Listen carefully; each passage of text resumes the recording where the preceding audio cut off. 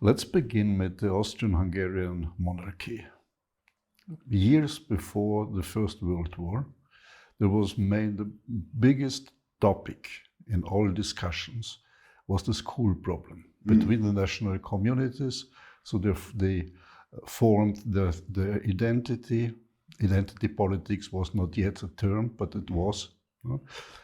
And it was a kind of dissolution of a multi-ethnic state around the question of schooling. Now, the Austrian-Hungarian monarchy and United States are different systems. It's quite clear. But do you see certain analogies in the United States? Well, I think we see analogs lots of places. Certainly in the United States, we have a long history of people from different ethnic groups, different religious groups, coming together and then disputing about what education should look like. For much of the history of the United States, public schools were de facto Protestant schools. And as more Roman Catholics came to the United States, started to live in the same areas as Protestants, we had very heated debates about, can you get the public schools to accommodate all groups equally, or do you need to have separate education? Ultimately, the decision was you couldn't treat them all equally in one system. And so we ended up having Roman Catholics essentially establish their own education system, which by the 1960s enrolled almost 12% of all school-age kids. Because there's simply some things people disagree about that you can't reconcile. And the best way to have peace is for people to be able to choose what they think is right. Now, in our case, they still had to pay for public schools, Roman Catholics did, so they didn't get the benefit of that. And that's problematic because that's unequal treatment under law. But at least some peace was achieved, and they were able to get the education they thought was right for their kids by having their own system. And we see this in a lot of the rest of the world, where people have decided that rather than trying to have one system of education that is the same for everyone, that they respect lots of different worldviews. And so you see lots of places where you at least have a choice of a Catholic school, a Protestant school, a secular school. And it was often so that we wouldn't keep having these sorts of divisive conflicts of who gets to control what we sometimes call the one best system, which really isn't best if it's one for diverse people. Well, between Protestants and Catholics, it was a rather simple problem if we look at the Muslims in the United States. How is it with Muslim schools? Are there Muslim schools where they only accept Muslims, or how does it work? There are Muslim schools. There are not a whole lot of them. They're not, in many places, I think you'd find no Muslim families. It's only typically in more urban areas. There are some Muslim schools. We've only recently seen some states greatly expand school choice, where you could take government money in some way to a private school. I don't know how many Muslim schools are participating in that because there haven't been that many. But there has been some growth in Muslim schools. And we've had recently, in just the last few months, pretty sizable conflict over required reading of books in public schools that deal with gender issues. In particular, in a place called Montgomery County, which is right outside of the nation's capital, so right outside of Washington, D.C. They required these readings, and there was basically a large coalition of Muslim families, of more often Christian Orthodox families, some Ethiopian Orthodox. And there were also Roman Catholics and probably some conservative Protestants who got together and said, this is unacceptable, and they ended up suing the school district. Now, that wasn't specifically because they were Muslim or because they were Ethiopian Orthodox. It's because they shared common values, and they said this violates them. Maryland, unfortunately, does not have a lot of school choice, and so they have to go to courts. And they just, in the last few days, lost in a court, saying they could be required to have their kids exposed to these readings. So we've had in the past some disputes about whether or not Muslim schools should be allowed to participate in school choice.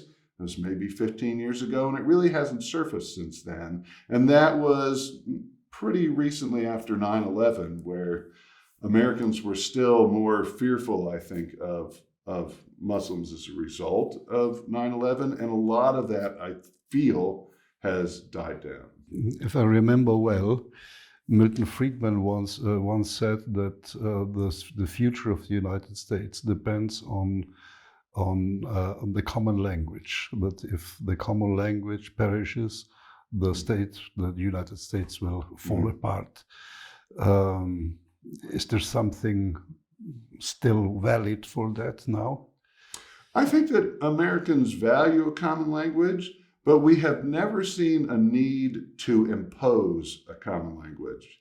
Our first major disputes about different languages in the United States was actually whether people would speak English or they'd speak German, because there were large German immigrant populations, first in the colony of Pennsylvania, then in Middle Western states.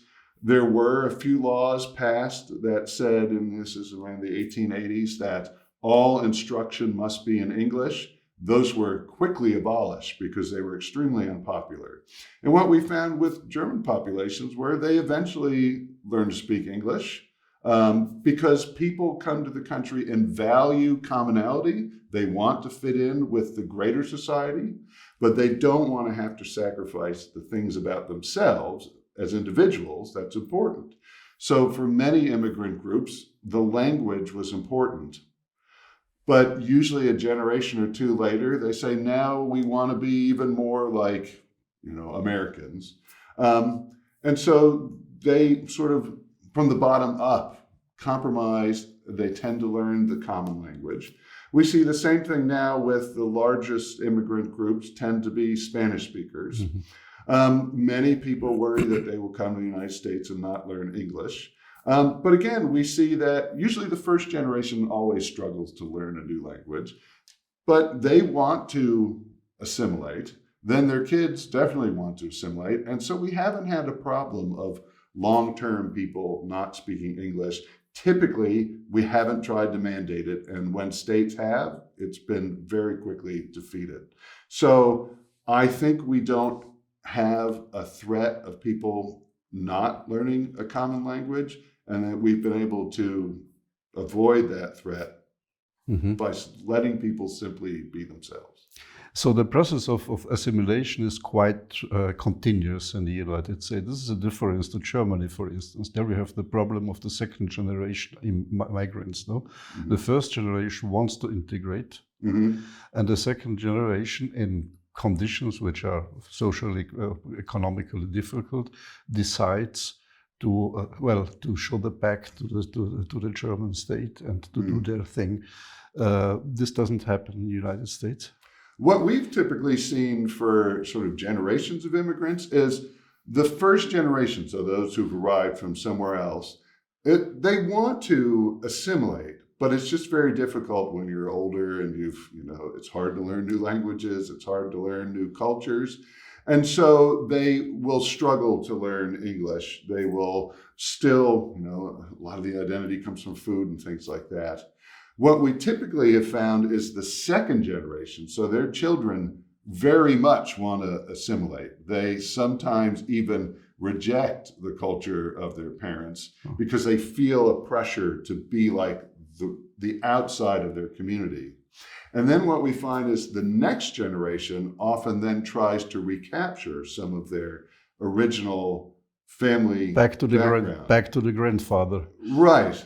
They may not want to, speak whatever their original family language is in America, but they tend to want to learn about the culture and the religion and have this connection. And I think the reason they want that is people tend to want to fit in with the broader culture, but still have things that make them distinctive, still have things that make them individuals. And a lot of that is reaching back to their ancestry. So it's very common for Americans to tell you what percentage they are of different backgrounds. So from what I know, I'm about half Irish. So 2 grandparents had Irish backgrounds. I'm about a quarter Austrian because 1 grandparent had Austrian background, and then about a quarter German from Bavaria. And lots of Americans will tell you, these are my combinations. And so we still have these kinds of identities. But I don't think most Americans would see me and I would tell them that, and they'd say I'm anything other than an American. But this is all how we identify ourselves. Let's switch to the quality of the school system in the United States. Mm-hmm. What are the advantages and what are the disadvantages? Well, if you measure outcomes of education by standardized test scores, we don't do very well.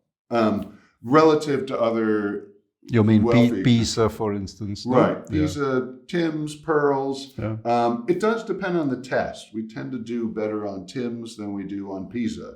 It's important to understand how these different tests are put together, what they're testing. A PISA test tends to be working you through a kind of a real-world problem. With Americans, we call these word problems, where they set up a scenario and you have to do calculations, things like that. TIMSS is more aligned with how we teach math, where you work through individual problems. You know, how do you do your multiplication tables and algebra equations and things like that. And we tend to do a little bit better on that. So it's important when we talk about test scores to first understand what the tests are doing, and each test is different.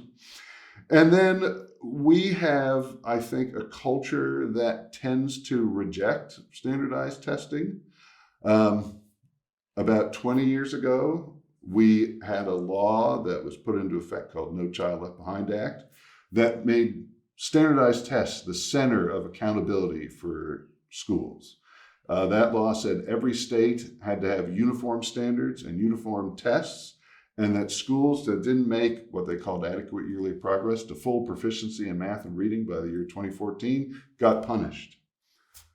That became an extremely unpopular law. Both teachers' unions, conservatives, libertarians, by the nearing its end, everybody disliked it because we tend to not like education reduced to a test.